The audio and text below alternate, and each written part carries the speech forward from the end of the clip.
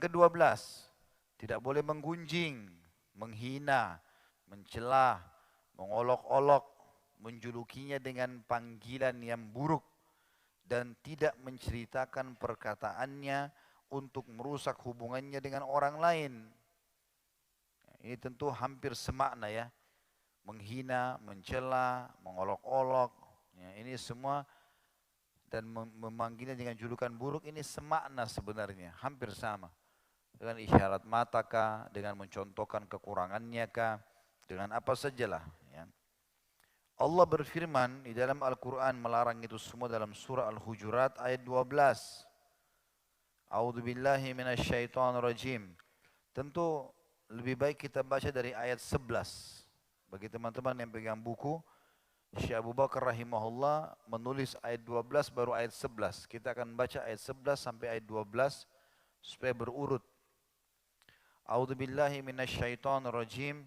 Ya ayyuhalladzina amanu la yaskhar qaumun min qaumin asa an yakunu khairan minhum wala nisa'un min nisa' wala nisa'un min nisa'in asa an yakunna khairan minhun wala talmizu anfusakum wala tanabazu bil alqab bi'sal ismul fusuq ba'dal iman wa man lam yatub fa ulaika humul zalimun.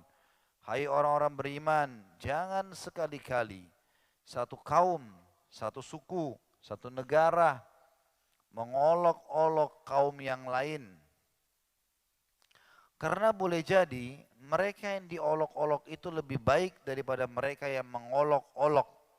Kata sebagian ulama hadis, bisa saja Allah balik keadaannya. Dan itu sudah disepakati dan difahami oleh para ulama salaf dari sahabat dan tabi'in. Mereka tidak berani sekali mentashmid atau syamata, menganggap remeh satu kaum, khawatir nanti malah jadi kembali. Sampai Umar bin Khattab pun dan para khulafa Rasyidin Abu Bakar, Uthman juga radhiyallahu anhu kalau mengutus pasukan, Ali bin Abi Thalib selalu mewasiatkan, jangan mentashmid, jangan mensyamata musuh kalian. Jangan anggap remeh, maka Allah akan balik keadaan nantinya. Tidak boleh kita anggap remeh. Kita tetap dengan merendah melawan musuh-musuh kita. Berharap Allah berikan kemenangan. Tidak boleh dengan sombong. Seperti di perang Hunain, para sahabat merasa bangga dengan jumlah mereka 12.000 orang. Tidak pernah ada jumlah muslimin sebanyak itu dan merasa pasti kita menang. Lalu Allah buat mereka kalah. Diceritakan dalam Al-Quran masalah itu. Dan jangan pula wanita-wanita mengolok-olok wanita lain. Karena boleh jadi wanita-wanita yang diperolok-olok itu lebih baik dari wanita yang mengolok-oloknya. Kenapa di sini olok-olok disebutkan khusus wanita? Karena kadang-kadang di alam wanita ini paling gampang ini. Ya. Membicarakan kekurangan tetangganya, ya, atau wali kelasnya, murid anaknya, atau apa saja. Seringkali mengolok-olok. Ya. Dan juga janganlah kalian mencelah diri kalian sendiri. Tidak boleh kita mengatakan kenapa saya jelek, kenapa saya begini, kenapa saya begitu. Dan jangan kalian memanggil dengan gelar-gelar yang buruk. Ya, sudah sering kita jelaskan. Berikan nama atau nama yang orang tua kita kasih kalau sudah punya makna baik, pakai. Jangan diganti. Jangan diganti. Saya pernah duduk dengan beberapa anak-anak muda muslim. Lagi ngobrol, mereka bercanda-bercanda rupanya setelah selesai pengajian. Karena sama-sama satu SMA dulu, maka namanya saya tahu nama-nama mereka. Namanya Masya Allah Ahmad Yusuf, nama-nama yang bagus. Tapi tiba-tiba dipanggil temannya ini Jing. Saya tanya, apa itu Jing? Oh, afwan Ustaz. Kenapa? Ini biasa teman-teman saling panggil anjing. Kenapa dipanggil anjing? Anjing kan ada. Kenapa harus panggil ini? Lalu saya jelaskanlah hukum syar'i tidak boleh. Kenapa harus panggil anjing? Kenapa harus panggil nama hewan, nama binatang? Ya. Aneh-aneh. Ada temannya mungkin sedikit punya kekurangan fisik. Dicari hewan yang mirip sama temannya. Panggil dengan nama hewan itu. Apalah, kenapa ini? Itu kan ciptaannya Allah. Sama saja kita sedang menghina penciptanya. Walaupun arah kita kepada teman itu kan. Enggak boleh. Jangan panggil. Nama-nama kebun binatang ini biar di kebun binatang saja. Dan di hutan. Tidak boleh panggil teman-teman. Termasuk juga tidak boleh mengolok-olok anak kita, pasangan kita. Dengan poster tubuhnya. Manggilnya gendut misalnya. Atau manggil apalah ya. Dengan julukan-julukan yang aneh-aneh. Walaupun dianggap itu lucu. Enggak boleh. Kalau maknanya buruk jangan. Kalau teman-teman yang punya nama-nama memang yang dasarnya maknanya buruk, maka sebaiknya dia memilih nama yang baik, kemudian dia menggunakannya sebagai panggilan. Dan itu penting sekali ya. Nabi SAW bersabda dalam hadis Bukhari Muslim, sesungguhnya kalian akan dipanggil dengan nama-nama kalian dan nama-nama orang tua kalian pada hari kiamat. Maka perindahlah nama-nama kalian. Dalam hadis yang lain mulia sekali teman-teman sekalian, dalam hadis yang sahih riwayat Imam Muslim, pernah Nabi SAW mau minum susu unta.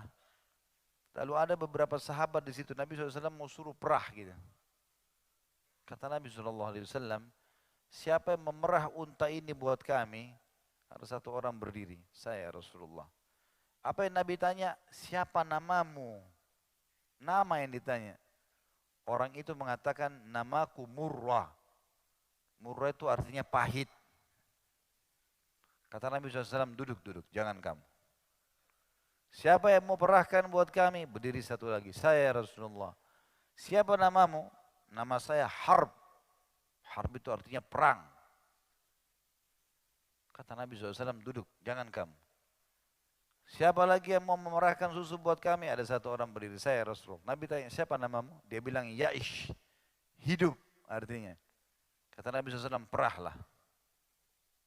Memerah susu saja Nabi cari mana nama yang baik. Nabi SAW teman-teman punya nama. Pedangnya punya nama, perisainya punya nama, ya. Busur panah beliau punya nama, kudanya punya nama, untanya punya nama. Istrinya pun dipanggil dengan nama-nama yang baik. Aisyah sudah baik. Tapi Aisyah kulitnya putih kemerah-merahan pipinya. Bahasa Arabnya perempuan kalau berada warna merahnya hamra. Tapi dipanggil lagi dengan ismu tasghir, diperkecil, nama sayang, Humaira. Nabi SAW panggil dengan nama baik. Semuanya dikasih nama baik. Jadi kita boleh memberikan nama-nama yang baik buat kendaraan kita, pakaian kita. Walaupun sekarang sudah ada merek ya. Tapi seperti itu memang sunnah Nabi SAW. Juga banyak di antara sahabat yang diganti namanya oleh baginda Nabi SAW. Banyak sekali. Pernah sekali Nabi SAW lewat dalam perjalanan teman-teman. Pas di depan beliau ada dua gunung. Dua gunung. Maka Nabi SAW sebelum lewat berhentiin kafilah. Sebentar. Ada yang tahu namanya dua gunung ini? Maka ada satu sahabat mengatakan, iya Rasulullah, saya tahu. Kata Nabi SAW, apa namanya?